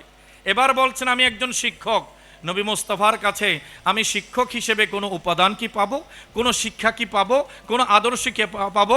আমার রসুল বলছেন, উম্মত জানো না, বুইস্তু মুআল্লিমান, আমি তো এই দুনিয়াতে তোমাদের ওস্তাদ হয়ে, তোমাদের শিক্ষক হয়ে প্রেরিত হয়েছি। তো যিনি এসেছেন শিক্ষক হয়ে, ওনার কাছে শিক্ষকতা পেশার নমুনা আছে কিনা? এরপরে একজন চিকিৎসক ডাক্তার, তিনি বলছেন আমি চিকিৎসা বিজ্ঞান নিয়ে রসুলকে যদি স্টাডি করি কোনো নমুনা পাবো, কোনো আদর্শ কি পাবো? আমরা বলি হ্যাঁ হ্যাঁ, সহিহ বুখারী উল্টিয়ে দেখো, আলাদা করে চ্যাপ্টার আছে কিতাবুত তিব, চিকিৎসা অধ্যায়, দেখা যায় রোগী হয়েছেন সাহাবায়ে কেরাম আর চিকিৎসক আমার পেয়ারা রসুল। তাহলে চিকিৎসকের, চিকিৎসা বিজ্ঞানের, চিকিৎসা সেবায় আমার রসুলের আদর্শ আছে কিনা? আছে। এবার বলছেন আমি সেনাপ্রধান, রাষ্ট্রকে কিভাবে বহিঃশত্রুর আক্রমণ থেকে বাঁচাবো, আমি কিভাবে আমার প্রশাসন চালাবো, সেটার নমুনা কি রাসূলুল্লাহর জীবনে আছে? আমরা বলি হ্যাঁ হ্যাঁ আছে। আমার পেয়ারা রসুল 622 খ্রিস্টাব্দে মক্কায়ে মুকাররমা থেকে মদিনা মুনাওয়ারায় হিজরত করে গেছেন, আর সেখানে গিয়ে দ্বিতীয় বছর কাফেরেরা হামলা করেছে বদরের প্রান্তরে, তৃতীয় বছর উহুদের প্রান্তরে, এভাবে করে আমার পেয়ারা রসুল জীবদ্দশায় 17 থেকে 19টি যুদ্ধ পরিচালনা করেছেন, আর রণক্ষেত্রে আমার পেয়ারা রসুল প্রধান সেনাপতি ছিলেন। তাহলে সেনাপতির ভূমিকায় নবীর আদর্শ আছে কিনা? এরপরে কেউ বলছেন যে আমি ব্যবসায়ী, আমার ভাইয়েরা কাঁচা বাজারের ব্যবসায়ী ভাইয়েরা বলবেন আমরা তো ব্যবসায়ী, রসুলুল্লাহকে আমরা কিভাবে মডেল হিসেবে নেব? আমরা বলি হ্যাঁ হ্যাঁ, আমার পেয়ারা রসুল সারা পৃথিবীর সর্বশ্রেষ্ঠ ব্যবসায়ীও ছিলেন। 25 বছর বয়সে আমার প্যারা রসুল আম্মাজান খাদিজাতুল কুবরা রাদিয়াল্লাহু তাআলা আনহার বিশাল কোম্পানি, বিশাল ব্যবসা প্রতিষ্ঠান নিজে একাই পরিচালনা করেছেন। তো ব্যবসায়ীদের জন্য নবীর জীবনে আদর্শ আছে কিনা? আছে। এবার বলছে আমি এলিট শ্রেণী, আমার তো উঠা বসা সচিবদের সাথে, আমার তো উঠা বসা বিসিএস ক্যাডারদের সাথে, আমার তো উঠা বসা উপদেষ্টাদের সাথে, আমার তো উঠা বসা রাষ্ট্রদূতদের সাথে, আমি তো নিম্ন শ্রেণীর কারোর সাথে বসি না। এমন বড় বড় পর্যায়ের মানুষগুলোর সাথে আমি কিভাবে বসবো, তাদের সাথে আলাপ আলোচনা কিভাবে করব, এটার নমুনা রসুলের জীবনে আছে কি? আমরা বললি হ্যাঁ হ্যাঁ অবশ্যই আছে। আমার পেয়ারা রসুল সাহাবায়ে কেরামকে এক জায়গা থেকে অপর জায়গায় প্রেরণ করেছেন। আমার পেয়ারা রসুল বড় বড় রাষ্ট্রের রাষ্ট্রদূতদের সাথে নিজে কথা বলেছেন, বাদশাহ নাজ্জাশীর কাছে চিঠি পাঠিয়েছেন, একজন রাষ্ট্রপ্রধানের সাথে কিভাবে কূটনৈতিক সম্পর্ক করতে হয়, আন্তর্জাতিক সম্পর্কের সব ইনফরমেশন আমার পেয়ারা রসুলের জীবনে রয়েছে। এরপরে কেউ জিজ্ঞাসা করলো যে হুজুর, সকালে ব্যবস্থা হলে দুপুরের খবর নাই, দুপুরের ব্যবস্থা হলে রাতের জন্য চিন্তায় থাকি, আমার কাছে টাকা পয়সা নাই, আমার কাছে অর্থবিত্ত নাই, আমি এত দুর্বল মানুষ, এই মুহূর্তে আমি কি রসুলকে কিভাবে অনুসরণ করতে পারি? আমার জন্য কি কোনো নমুনা আছে? আমার মতো গরিব দুর্বল মানুষের জন্য কোনো আদর্শ কি রসুলুল্লাহর জীবনে আছে? আমরা বলি হ্যাঁ হ্যাঁ আছে। দেখো, খন্দকের পরীক্ষা খনন করছেন আমার পেয়ারা রসুল, খন্দকের গর্ত খুঁড়ছেন, তখন সাহাবায়ে কেরাম সকলে উপোস আছেন, কয়েকদিন ধরে না খেয়ে আছেন, পেটের ক্ষুধায় ক্ষুধার জ্বালা সহ্য করতে পারছেন না, সবাই পেটের মধ্যে পাথর বেঁধেছেন। কি বেঁধেছেন? পাথর বেঁধেছেন। কারণ পাথর বাঁধলে পেট আর নিজের শরীর দুটো যদি যুক্ত থাকে তখন ক্ষুধা একটু কম অনুভব হবে, এই আশায় তেনারা পেটের মধ্যে পাথর বেঁধেছেন। সাহাবায়ে কেরাম যখন আর পারছেন না, ক্লান্ত শ্রান্ত হয়ে গেছেন, নবীর দরবারে আসলেন, বললেন হুজুর পেটে পাথর বেঁধেছি, আর তো পারি না, শরীরে তো কোলাই না, আর তো শক্তি নাই, আমরা কি করব? তখন আমার নবী চাদর মোবারক সরালেন, দেখা যায় নবীর পেট মোবারকে একটি নয় 2টি পাথর বাঁধা আছে। ক্ষুধা কি শুধু উম্মতের লেগেছে, নবীর লাগেনি? কথা বলেন। এই উম্মতকে বাঁচানোর জন্য, উম্মতকে রক্ষা করার জন্য আমার পেয়ারা রসুল কতই না কষ্ট সহ্য করেছেন। তায়েফের ময়দানে আমার নবীকে পাথর মেরে রক্তাক্ত করেছে উম্মত। হেরম শরীফের মধ্যে নবী মুস্তাফার গলার উপরে ফাঁসি দিয়ে দিয়েছে, উটের নাড়ি ভুড়ি চাপিয়ে দিয়েছে। আমার নবীর পেছনে পাগল পাগল বলে ছোট বাচ্চাদেরকে পাথর মারার জন্য লাগিয়ে দিয়েছে।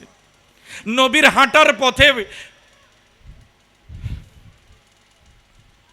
কাঁটা পুঁতে দিয়েছে যেন রসুল্লাহ পা দিতেই পা রক্তে রঞ্জিত হয়ে যায়। তারপরও এই উম্মতের জন্য বদদোয়া করেন নাই রহমাতুল্লিল আলামিন, শুধু দোয়া করেছেন আল্লাহুম্মা ইহদি কওমি ফাইন্নাহুম লা ইয়াকিলুন। আয় আল্লাহ, আমার উম্মত তো আমাকে চিনে না, চিনলে তো আমার সাথে এমন বেওফাই করতে পারতো না। আল্লাহ তুমি তাদেরকে হেদায়েত দাও, তারা যেন আমাকে চিনতে পারে। দেখেন, আমি আপনি হলে সুযোগ থাকলে প্রতিশোধ নিতাম, সুযোগ থাকলে কি নিতাম? প্রতিশোধ নিতাম। কিন্তু আমার পেয়ারা রসুলকে এত কষ্ট দিয়েছে সেই কাফেরেরা। অষ্টম হিজরিতে নবী মুস্তাফা বিজয়ীর ভেষে প্রবেশ করেছেন মক্কায়ে মুকাররমায়। একটু বড় করে বলুন সুবহানাল্লাহ। আমার পেয়ারা রসুল সাল্লাল্লাহু আলাইহি ওয়াসাল্লাম মক্কায়ে মুকাররমায় সাহাবায়ে কেরামের বিশাল বহর নিয়ে 10,000 সাহাবী নবীর সাথে একসাথে রওনা হয়েছেন। কাফেরদের শত্রু, তাদের সক্ষমতা, তাদের সামর্থ্য কমে এসেছে। নবী মুস্তাফা সাল্লাল্লাহু আলাইহি ওয়াসাল্লাম বিনা বাধায়, বিনা যুদ্ধে, কোনো রক্তপাত ছাড়া, কারো ক্ষতি করা ছাড়া মক্কায়ে মুকাররমায় প্রবেশ করলেন। এদিকে কাফেরদের অন্তর ধরফর ধরফর করছে, মন ছটফট ছটফট করছে। না জানি আজকে আমাদের জন্য সর্বশেষ দিন মনে হয়, হয়তো আজকে মুসলমানেরা আমাদের নিশ্চিহ্ন করে দেবে, পৃথিবী থেকে আমাদেরকে উচ্ছেদ করে দেবে। তারা মনের মধ্যে অস্থিরতার মধ্যে আছে। আর গুজব রটিয়ে পড়ল আল ইয়াউমু ইয়াউমুল মালহামা, আজকের দিন তো প্রতিশোধ নেয়ার দিন, আজকের দিন প্রতিশোধ নেয়ার দিন। সহিহ বুখারীর হাদিসে পাক চতুর্দিকে এলান হয়ে যাচ্ছে, রিউমার আকারে ভাইরাল হয়ে গেল, আল ইয়াউম ইয়াউমুল মালহামা, আজকে তো প্রতিশোধ নেয়ার দিন। আজ আমাদের কাছে শক্তি আছে, আজ আমাদের কাছে ম্যান পাওয়ার আছে, আজ আমাদের কাছে জনবল আছে, আজ আমাদেরকে কেউ পরাজিত করতে পারবে না।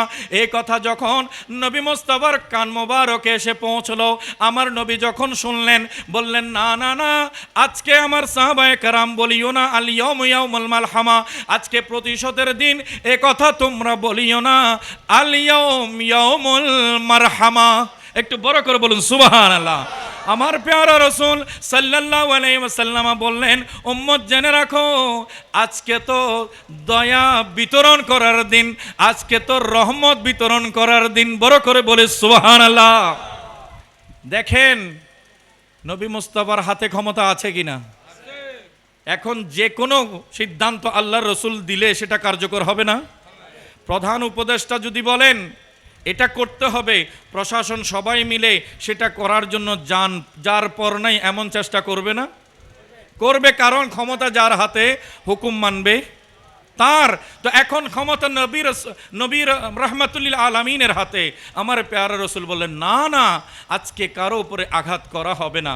যারা ঘরের দরজা বন্ধ করে রেখেছো তারাও নিরাপদ, যারা আজ তরবারি ফেলে দিয়েছো তারাও নিরাপদ, নারী পুরুষ তোমরা যারা শিশুরা আছো, যারা আমি রসুলকে মেনে নাও তারা নিরাপদ। শুধু তাই নয়, আমাকে হত্যা করার জন্য যে ষড়যন্ত্র করেছে তাদের অন্যতম একজন হচ্ছে আবু সুফিয়ান। মান দাখালা দারা আবি সুফিয়ান ফাহুয়া আমিনুন। আমি রসুল ঘোষণা করছি, আজকে যদি কেউ আবু সুফিয়ানের ঘরেও থাকো সেও নিরাপদ। আমি কারো উপরে আক্রমণ করার জন্য আসি নাই, আজ আমি তোমাদেরকে আল্লাহর সাথে মিলানোর জন্য এসেছি। দেখেন নবী মুস্তাফা আমাদেরকে কি স্পিরিট দিচ্ছেন। একজন বান্দা ক্ষমতা থাকা সত্ত্বেও কিভাবে সবর করবে, আল্লাহর উপরে ভরসা করবে, মানুষকে সংশোধন হওয়ার জন্য গাইডলাইন দেবে, তার জন্য নমুনা নবীর জীবনে আছে কিনা? তো এগুলো শেখা হয় কোথায়? ঈদে মিলাদুন নবীর মাহফিলে। দেখেন আজ ঈদে মিলাদুন নবীর মাহফিল উদযাপনের পেছনে কারণ কি, গুরুত্ব কি? আজ নওজওয়ান যুবক ভাইদেরকে আমার নবীর সাথে মেলানোর সময় এসেছে।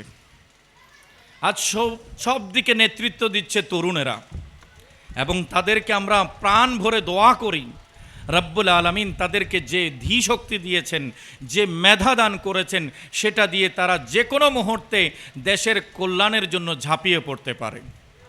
আমাদের মহান মুক্তিযুদ্ধে অবদান বয়স্করা কম রেখেছে, যুবকেরা, কথা বলেন না, যুবকেরা বেশি রেখেছে। তো এই পৃথিবীতেও যে কোনো কিছু যদি অর্জন করতে হয়, যৌবনের তারুণ্যের শক্তি যাদের কাছে আছে তাদেরকে দোয়া করতে হবে, আগিয়ে দিতে হবে।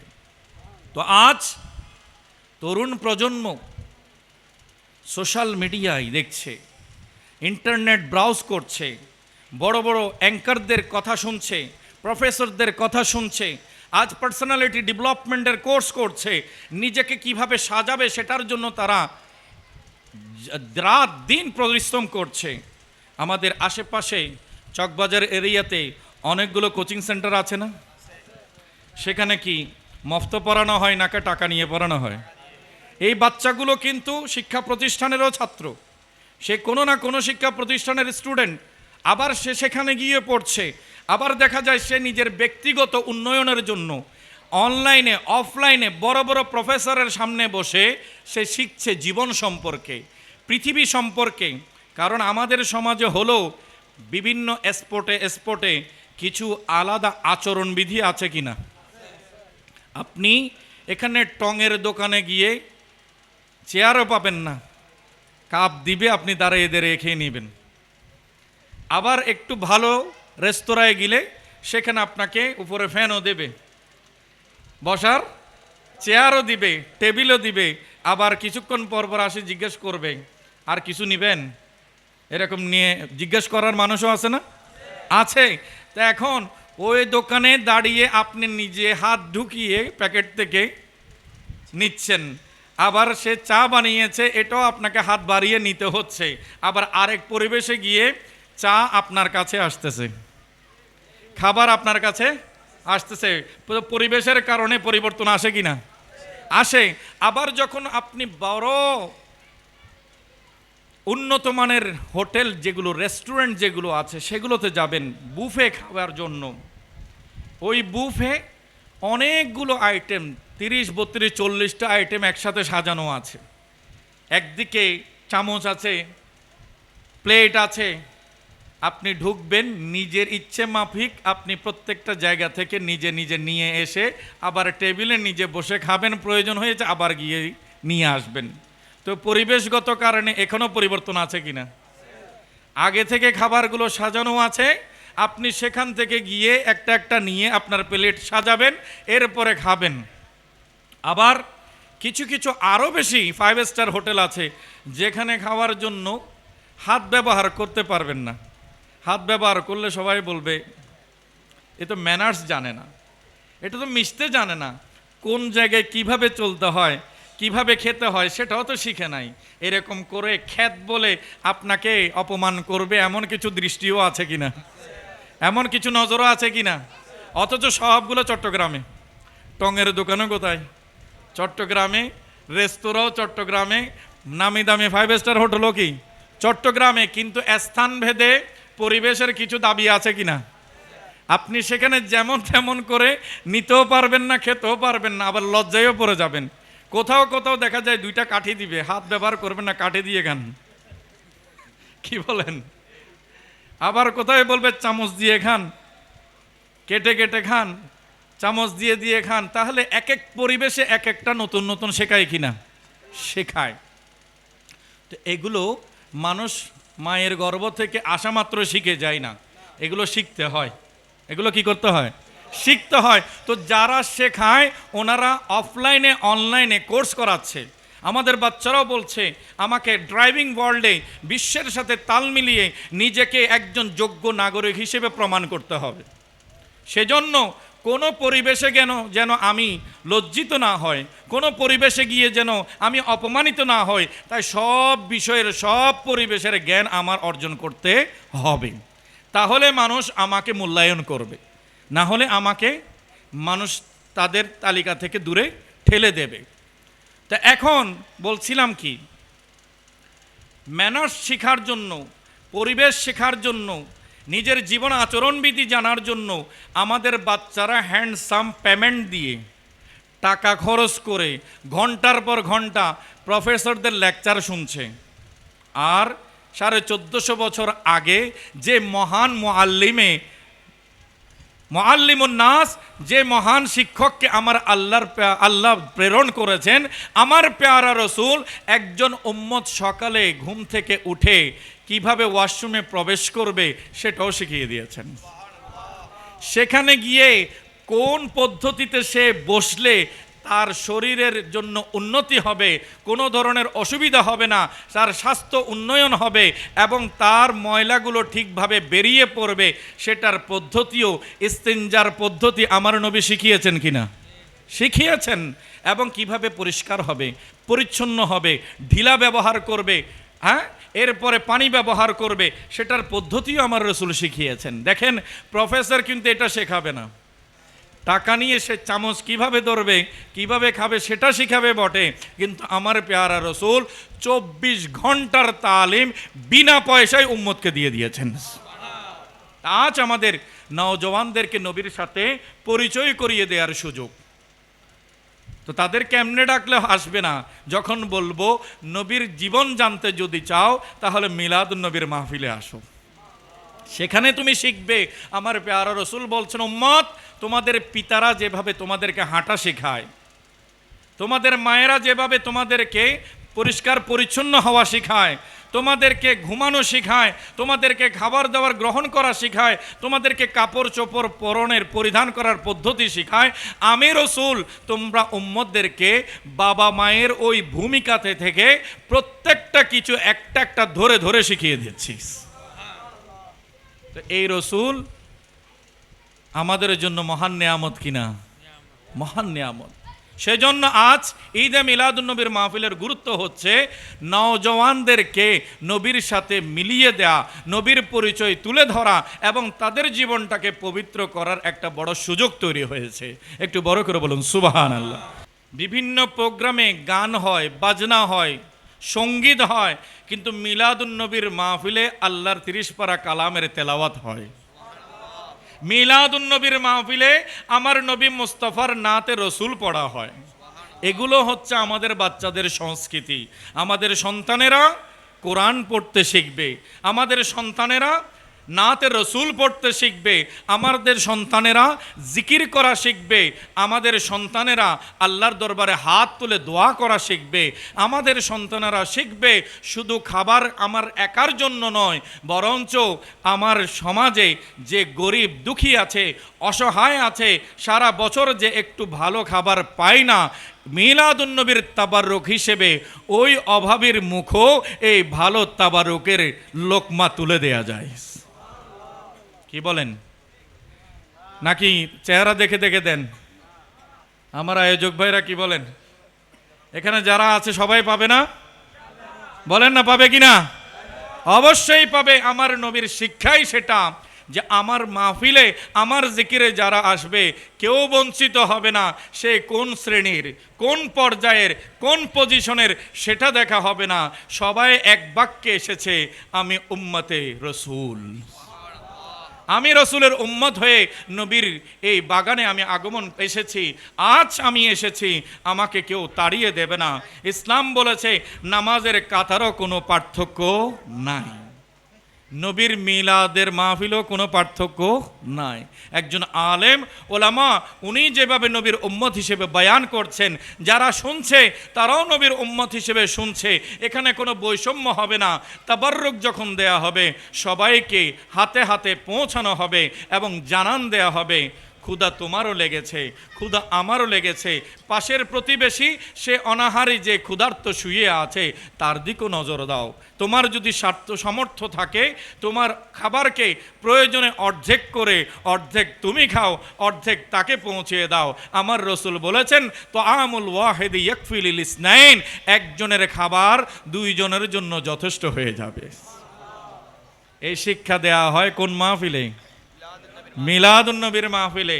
তাহলে শুরু থেকে আমরা পেয়েছি মিলাদুন্নবীর মাহফিল মানে কোরআন অনুযায়ী আমল করা, মিলাদুন্নবীর মাহফিল মানে সুন্নাহ মোতাবেক আমল করা, মিলাদুন্নবীর মাহফিল মানে সাহাবায়ে কেরামের আদর্শ ধারণ করা, মিলাদুন্নবীর মাহফিল মানে নবীকে জানার সুযোগ তৈরি করা, মিলাদুন্নবীর মাহফিল মানে নবীর আদর্শ গ্রহণ করার জন্য নবীকে চর্চা করে কোন কোন পর্যায়ের ব্যক্তি সেটাকে নির্ণয় করে নবীর জীবন থেকে আদর্শ বের করে সেটা বাস্তবায়ন করা।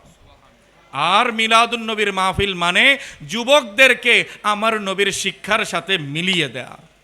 মিলাদুন্নবীর মাহফিল মানে ইসলামী সংস্কৃতি মানুষের কাছে তুলে ধরা, বিধর্মীদের সংস্কৃতি ইসলামী মুসলমান সমাজ থেকে দূর করার সবচাইতে গুরুত্বপূর্ণ প্রোগ্রামের নাম হচ্ছে মিলাদুন্নবীর মাহফিল। এখানে আসলে বান্দা জানতে পারে যে আমার সংস্কৃতি কোরআন তেলাওয়াত, আমার সংস্কৃতি রসুলের নাত পড়া, আমার সংস্কৃতি হামদে বারি তাআলা পড়া, আমার সংস্কৃতি আল্লাহর দরবারে দোয়া করা, আমার সংস্কৃতি নিয়মিত নামাজ আদায় করা, আমার সংস্কৃতি মানুষের উপকার করা, মানুষের কল্যাণ করা, মানুষের মুখে তাবাররুক লোকমা তুলে দেয়া, মানুষের ক্ষুধা দূর করা, মানুষকে নিজের জায়গায় থেকে সমান সমান মনে করা। একটু বড় করে বলুন সুবহানাল্লাহ। সম্মানিত হাজরিন, যারা আমাকে এই বিষয়টা নির্বাচন করে দিয়েছেন, আমার কর্তৃপক্ষের সকল ভাইদের কাছে আমি কৃতজ্ঞতা জানাই, কারণ এই সময়ে এই বিষয়টার আলোচনা বড় দরকার ছিল। কি বলেন? আমরা আলোচনা থেকে কিছুটা হলো নিয়ামত পাই নাই, কিছু শিখতে পেরেছি। তো আমরা যে শিখেছি ওনাদের জন্য দোয়া করতে হবে না?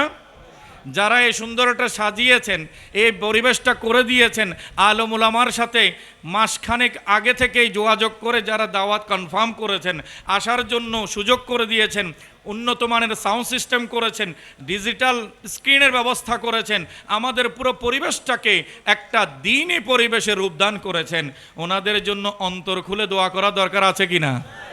অবশ্যই আছে। আর ওনারা এটাও স্বীকার করেন, আজ যদি আপনারা না হতেন এটা সফল হতো। তো এটার সফলতার মূল ক্রেডিট, মূল সার্থকতা, সম্মানটা আপনাদেরই পাওনা। আল্লাহ তাআলা আপনাদেরকে আগামী বছরও আরও সুন্দরভাবে অংশগ্রহণ করার তৌফিক দান করুক। আমিও দোয়া করছি, আমার ভাইয়েরা অনেক কষ্ট করেছেন, আগামী জীবনে যেন তাদেরকে আল্লাহ তৌফিক দেন। এভাবে ভালো ভালো যারা জ্ঞান গর্ব আলোচনা করে, কিছু আবার আলোচক আছে শুধু কমেডি করে। কি বলেন? দুঃখজনক ব্যাপার হলো বাস্তবতা, আমরা জানি অনেকে আবার হাসি তামাশাগুলোকে পছন্দ করে। এরকম কিছু মানুষ আছে না? হাসতে হাসতে পেট ব্যথা। হুজুরের ওয়াজের টাইটেল কি? হাসতে হাসতে পেট ব্যথা। মুসল্লিরা হাসতে হাসতে ওযু নষ্ট হয়ে গেছে। এই যে শিরোনাম করে করে মানুষকে ধোঁকা দেয়া হচ্ছে, এটা তো নবীর মাহফিল, এটা তো কোরআনের মাহফিল, এখানে তামাশা হবে কেন? আমরা একটু একটু হাসির কথা তো বলেছি, কিন্তু সেগুলোর মধ্যে আদব নাই। কথা বলেন আছে কি না? আমার পেয়ারা রসুলও হাসতেন, মুচকি হাসি দিতেন। আমার পেয়ারা রসুলও হাসির কথা বলতেন, বড় প্রেমের কথা, বড় আদবের কথা বলতেন। তা আমরাও বলেছি, আমরাও শুনেছি, কথায় কথায় মুচকি হাসি আমাদেরও এসেছে, কিন্তু এখানে কখনো পরিবেশ নষ্ট হয় না। তো যারা আলোচক এমন আছেন তাদের প্রতি অনুরোধ রাখবো, শুধু কমেডিয়ান সাজার জন্য নবীর কোরআন ও সুন্নাহ নিয়ে তামাশা করবেন না। মানুষকে হেদায়েতের পথে আনতে হবে।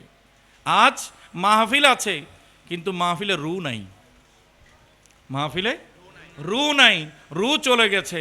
হয়তো কারো নজর তাবারুকের দিকেই এতটুকুতে যথেষ্ট, অথচ মূল তাবারুক কি?